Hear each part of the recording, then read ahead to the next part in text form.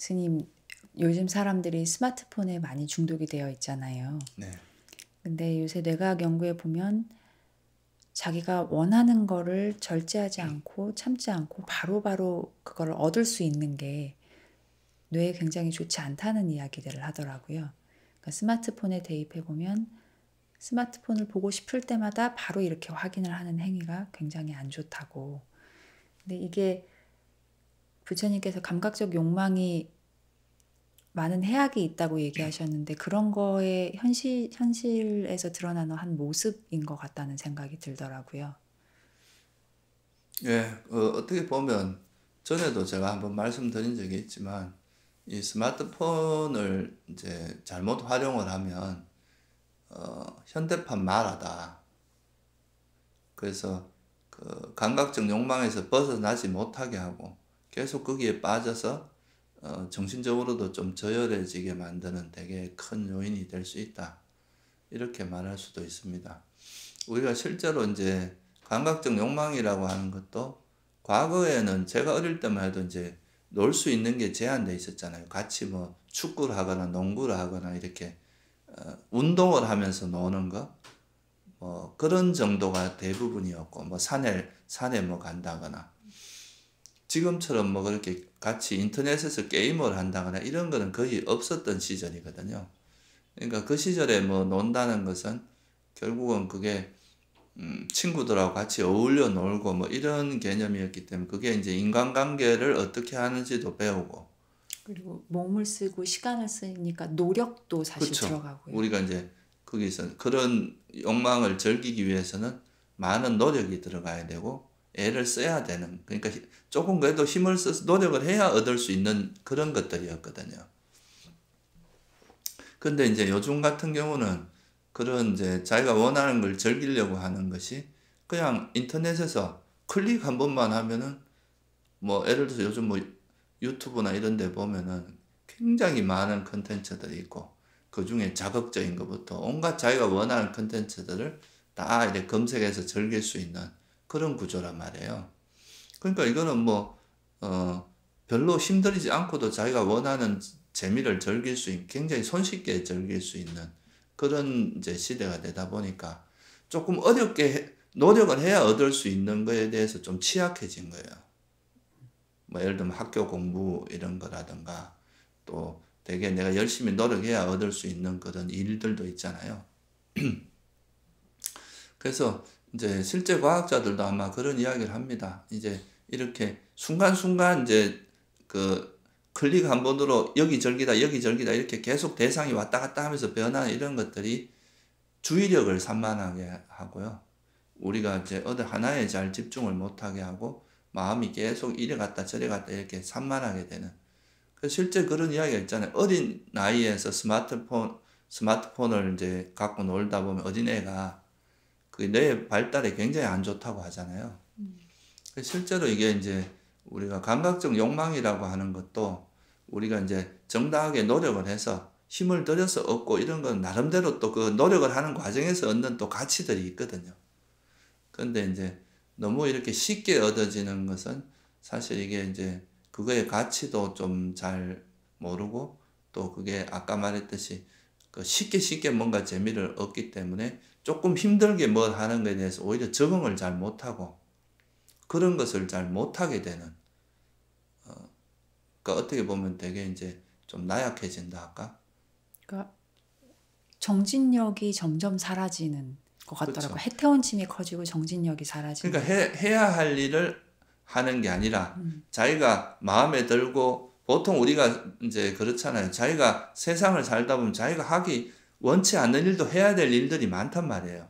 그런 거를 이제 그런 걸 하면 그런 거를 참아내고 하면서 또 그런 인내심도 기르고 그 사회에 적응할 수 있는 인간관계를 하는 방법도 배우고 이런 게 있잖아요.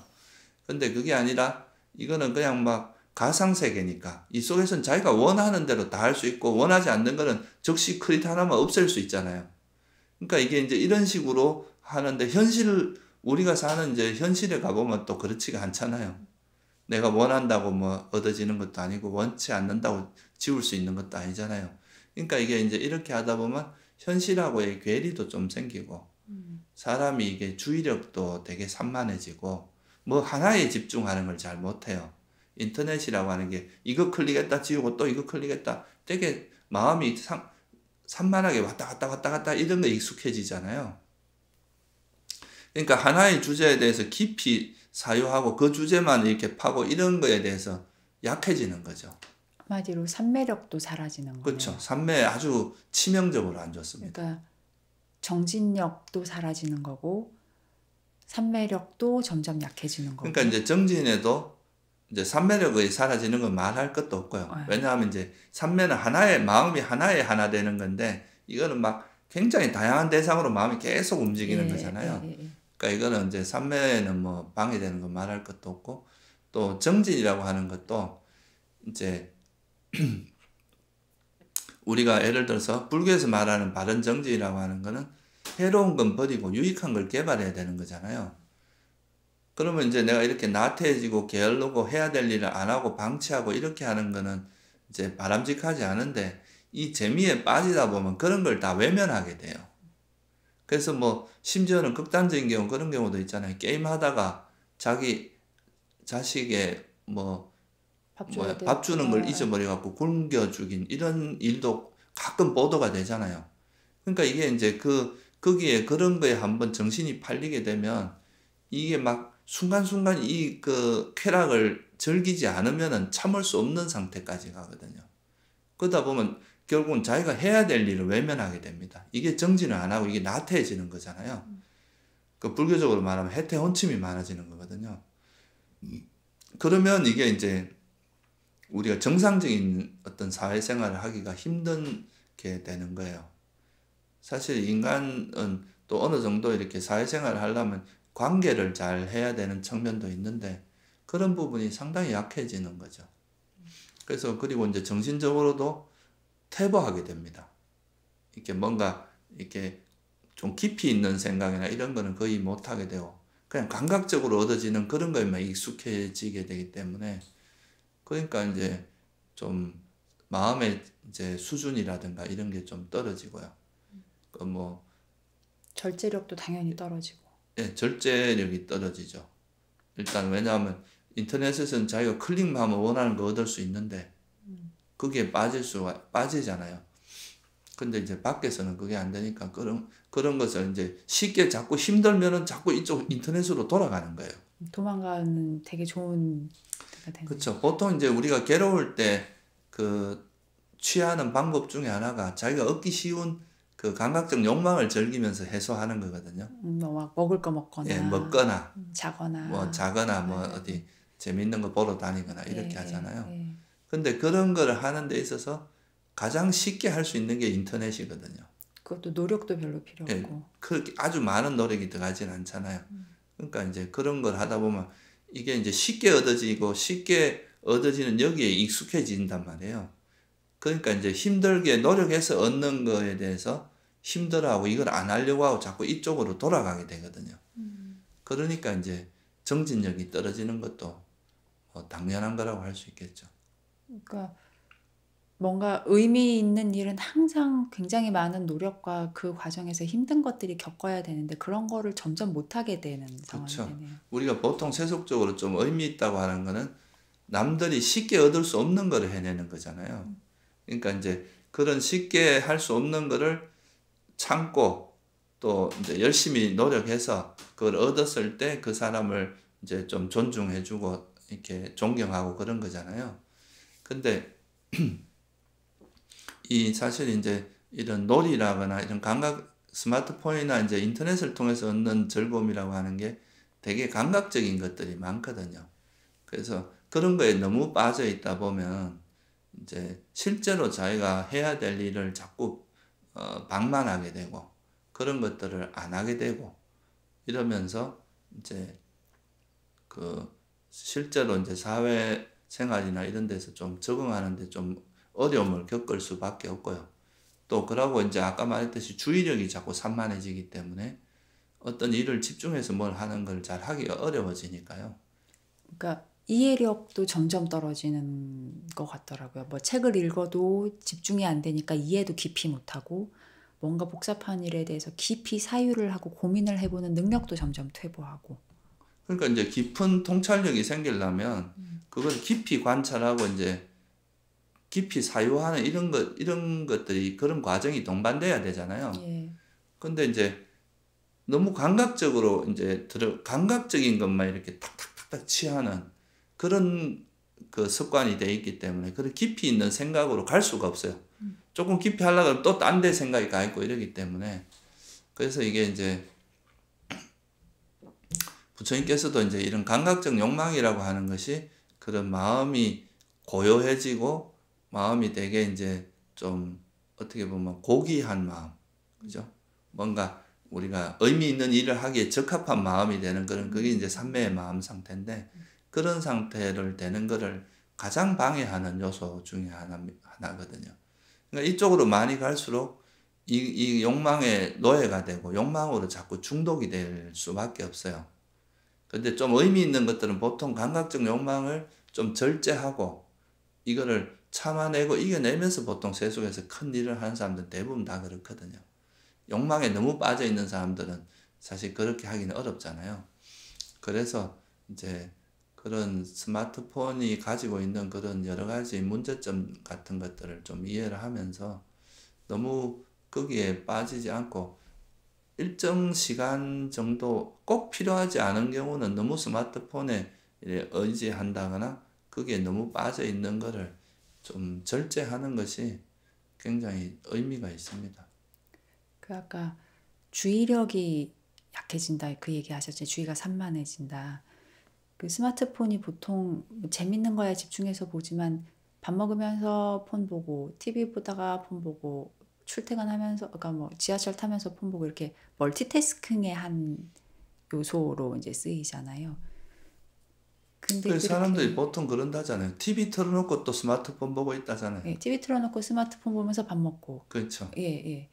근데 그 멀티태스킹 자체가 사람들한테 그거 자체가 쾌감을 주기는 하는데 그 불교에서는 오랫동안 했던 이야기지만 요새 뇌과학에서도 하는 얘기가 뇌는 멀티태스킹을 할 수 있는 능력 자체가 애초에 없다고 한 번에 하나밖에 못 한다고.